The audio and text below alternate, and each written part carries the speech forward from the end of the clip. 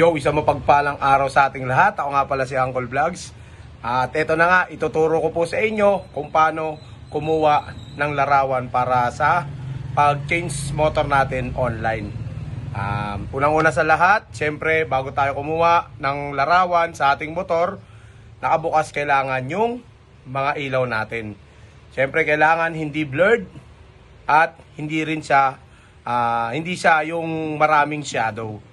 Then ito, ganito po yung unang kuwang larawan, yung harapan natin yan, check nyo yung sa aking screen. At pangalawa, syempre yung likuran, syempre sama natin yung signal light kapag once na kumuha tayo. Yung likod, kumuha rin tayo, buo din po yan. At yung left and right po, kailangan din po, buo din yung pagkuha natin ng larawan. Check nyo po sa aking screen. At dyan, ayan po yung tamang pagkuha ng larawan natin sa ating mga motor.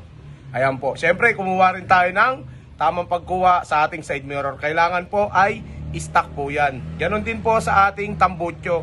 Kailangan po ay may heat guard po. Sa mga di kadena naman, kailangan din natin ay meron siyang chain cover. Yan po yung tamang pagkuha ng larawan sa ating pag-change motor online. Kaya hintay-hintay lang po sa aking update video kung paano naman po ito i-upload sa ating application. Kaya ingat ang lahat, ride safe at magandang tanghali sa inyo. Bye!